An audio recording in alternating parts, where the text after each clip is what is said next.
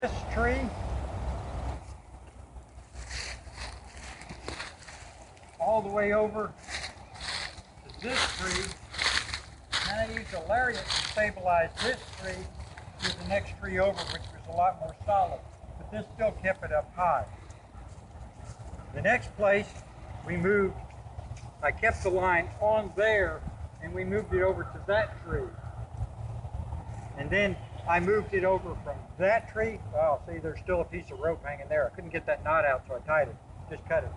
From there over to there, same problem with those lines. That line became clear that it was just getting too worn and too easily knotted. So I went to Lowe's and got a 100-foot rope, another 100-foot piece of rope with rings in it. So I brought new high line out here and went from that tree over to these trees, and then from these trees over to those trees, and then from that tree back to this tree. All of this track is all looking good. You don't see anything left behind, no big piles of horse manure. This is a cleaned up field except for the one bag of feed that we left behind because that morning is the morning that I got arrested on January the 2nd. They had been here about 9 or 10 days, constantly moved every day, constantly fed. We always feed them 75 pounds of feed between the 6 horses in the morning, 75 pounds in the evening. Oddly, it's been argued that I overfeed them, but these horses really do work. They get a lot of exercise. They're having a good time. I got arrested because the accusation was they weren't being fed enough. But the Tractor Supply, Fleming's Feed, the feed store in Mineola and Atwoods all saw me in there buying feed. We go through a lot of feed. They need a lot of feed. They get watered 3 times a day. Our horses are happy and healthy because we take care of them.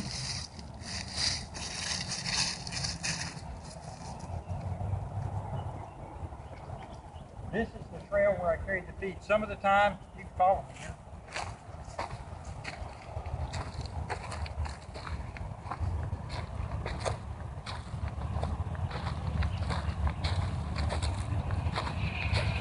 If you take a look at this path, this is where I carried the feed. And this is just my weight.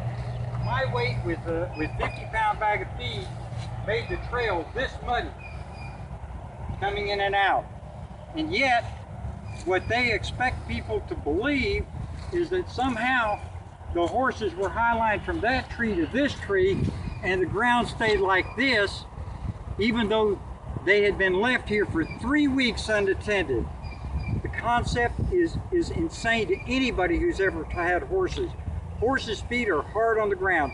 They had to be moved every day to preserve the ground and the grass. If you look, it's all about the same. It was grazed over. It was not trampled. The other thing is when I picked the horses up, the horses were clean. If the ground had been walked on for 2 days, much less 21 days, they would have been covered with mud because they're like horses. They roll around. They'd all been covered with mud, and not to mention horse manure. It is insane that they would suggest, much less literally arrest me for animal abuse. It tells me they know nothing about horses. In fact, the veterinarian didn't know whether my little Mustang paint was a gelding or a stallion. I think that's called, let's play doctor before med school.